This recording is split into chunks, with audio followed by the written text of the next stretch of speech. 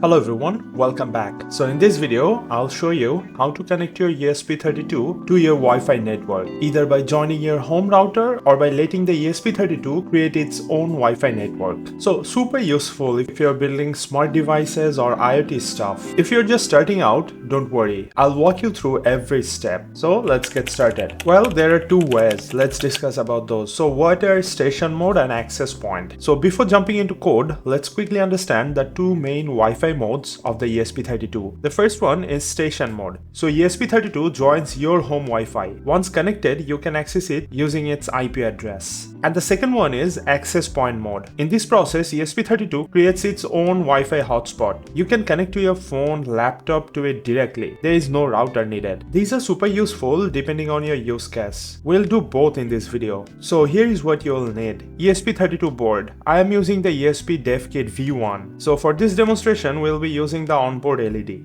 And then micro USB cable. Make sure the micro USB cable is not only for charging, it also supports data transfer. Then your laptop or computer with Arduino IDE installed. So Arduino IDE is a platform to program this type of development board. And you need to know your Wi-Fi SSID and password. So let's go step by step, starting with the station mode. So at first connect your ESP32 board to your computer. Then open Arduino IDE. Now to see which port it is using, go to Device Manager and here you can see the port. In my case, it's using the COM7 port. So I'll select the correct port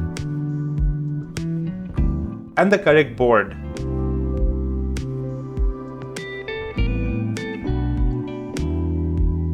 Then go to File, then Examples, then Wi-Fi and select Simple Wi-Fi Server. Well, if you don't have this sample code, this comes with the ESP32 package that you'll be needing to code this ESP32 board. You can download this for free inside the IDE. Then for this one, as we have to connect the board with our existing Wi-Fi network, change the SSID to your Wi-Fi name and the password to your Wi-Fi password.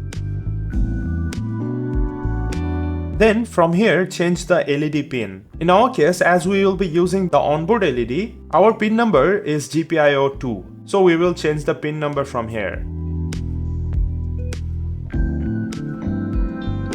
Then after fixing the code, you don't have to save it. It gets saved automatically. Now simply upload the code.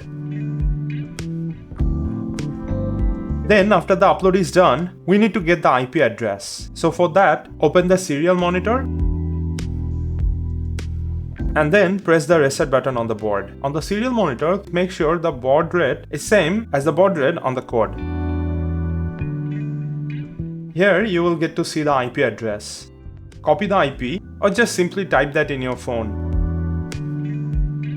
And here you can see the two HTML line.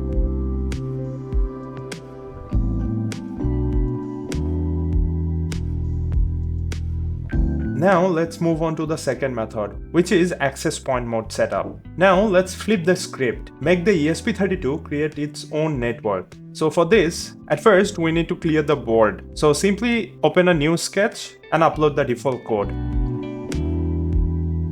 And after the board is clear, again go to File, Example, then Wi-Fi and then Wi-Fi access point. And this time set your SSID and password for the Wi-Fi network that the board will generate. Make sure the password is of 8 characters. So in this code, the GPIO is already set to 2, which is correct for our board. So we will just simply upload the sketch.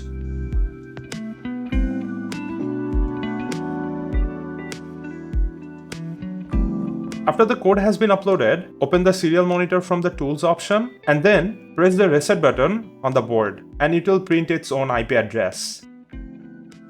Now I am using my phone to connect to this network. So I'll just connect to its SSID and then input the password.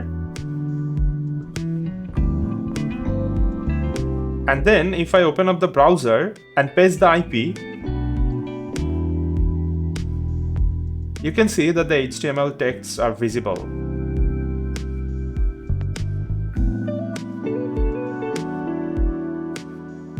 So this way you can utilize the Wi-Fi feature in your ESP32 board. So if we talk about the station mode, it is good for controlling ESP32 from any device in your home network. And for the access point mode, it is best when you are outdoor or demoing something without internet. And that's it. You know how to connect your ESP32 to Wi-Fi both ways. So like the video if it helped, check out all the other videos regarding this same ESP32 board and subscribe if you are new here. And if you have any questions, comment below. I'll see you on the next one. Thank you.